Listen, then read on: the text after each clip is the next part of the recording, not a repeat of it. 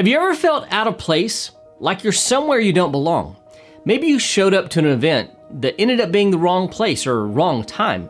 Or maybe you've been to another country where you didn't know the language or the culture. How did these situations make you feel? What if I told you that we might need to experience these situations and feelings more often? Because there's a valuable lesson we can learn from this in this week's 5-Minute Torah.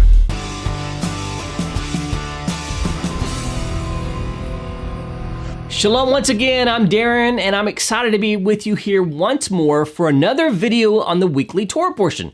Before I get into my 5-Minute Torah commentary, here are a few quick facts about this week's Torah portion. This week we're studying the portion of Chayei Sarah, Genesis 23:1 through 25:18, and here are the three things that you need to know about it. Number 1, the death of Sarah, 127 years young. Despite the name of the portion, Chayei Sarah, we don't really read about the life of Sarah, but rather her death. The portion begins by recounting the death of Sarah at 127 years young. Her age at her time of death is recorded in a unique manner. In Hebrew, it says that she was 100 years, 20 years, and 7 years old when she died. Rashi says it was written this way to tell us that each of these stages of her life carry significance. At 100, she was as innocent as she was when she was 20, and when she was 20, she was as beautiful as she was when she was 7. Number 2, the Cave of Machpelah, a long-term investment. The Torah tells us that Sarah died in Kiryat Arba, that is, Hebron. Abraham needed a place to bury her, so he bargained with Ephron the Hittite for the Cave of Machpelah at the end of his field along with the surrounding land. Ephron feigns friendship, say that 5 times fast, with Abraham and says that he will only charge him 400 silver shekels. While it may seem that it was a trivial amount of money, it works out to be an inflated price in our present-day economy. Abraham paid the full amount without batting an eye and buried his beloved wife there in the Cave of Machpelah. Number 3, true love, Isaac and Rebekah. After the death of Sarah, Abraham knew he needed to find a bride for his son Isaac to continue the family line. Isaac's offspring would inherit the promises God made to Abraham. You know the story. Abraham's servant, presumably Eliezer of Damascus, is sent back to the land of Abraham's family to choose a wife for Isaac. Abraham has him take an oath that he will not select a wife for Isaac from among the Canaanite women. Eliezer prays that God will give him a sign for who he is to select, and God confirms this sign when Rebekah, the granddaughter of Abraham's brother Nahor, provides water for both him and his camels. He asks Rebekah's family permission, her father Bethuel and her brother Laban, to take her back as a bride for Isaac. She agrees, and the rest, you might say, is history. You've made it to the new Torah cycle. Congratulations! Now all you need to do is grab a copy of one of my 5-minute Torah commentaries. With 3 volumes to choose from, you can't go wrong. Help promote Messianic Judaism and Shalom Macon by picking up your own copy and sharing it with your family and friends. Once they see the depth and beauty of the Torah from a Messianic Jewish perspective, you might end up with a new study partner.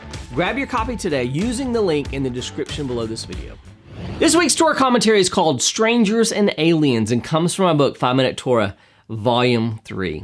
Although Chayei Sarah means the life of Sarah, this parsha, this Torah portion, actually begins with her dying at 127 years old. Once we are given this information, the Torah recounts the process by which her husband Abraham procured a burial location for her. It details the dialogue between Abraham and the local Canaanites, the location of the burial site, the name of the seller, the selling price, and the transaction details. In this dialogue between Abraham and Ephron the Hittite, the seller, Abraham petitioned the local population by saying, "I am a sojourner and a foreigner among you," Genesis 23:4. Why does Abraham say this, and what is the significance? Let's explore these implications. Sarah died in Hebron, and that is where Abraham sought to purchase a tomb for her. The land Hashem promised Abraham extends from the Nile River in Egypt to the Euphrates that flows through modern-day Syria and Iraq. See Genesis 15:18 through 20.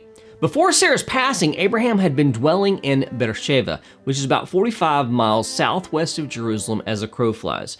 If we think about Abraham's location when he was speaking, he was within the land that God had promised him and was already dwelling in the region. If this is the case, why does he claim that he is merely a sojourner and a foreigner? Shouldn't he have told his audience that he was taking up permanent residence among them?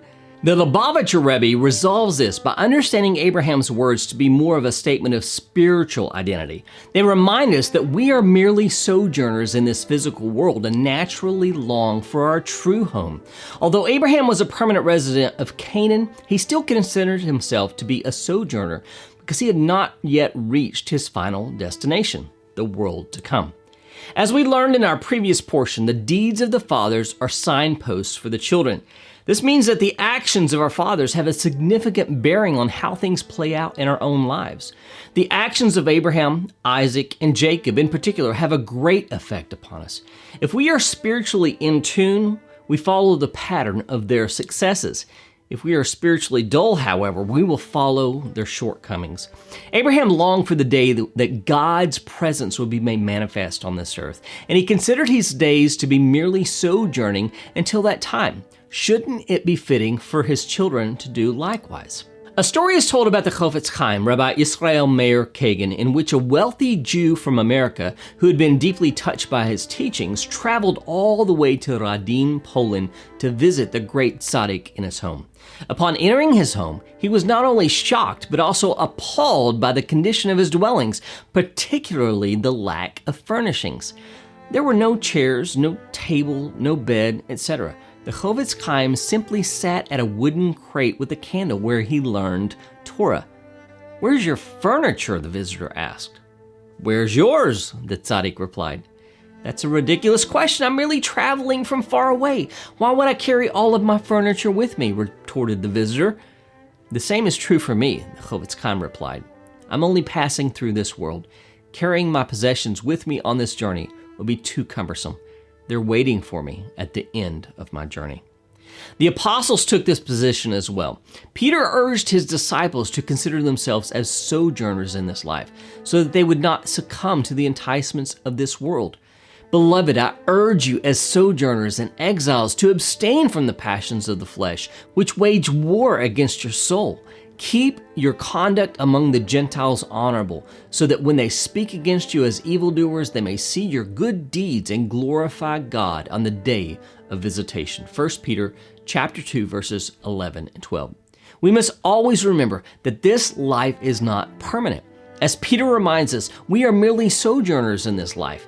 However, sometimes we forget and we believe that we have arrived at our final destination by investing too heavily into the trappings of this life. Often we try to fill the spiritual void with the material things of this world.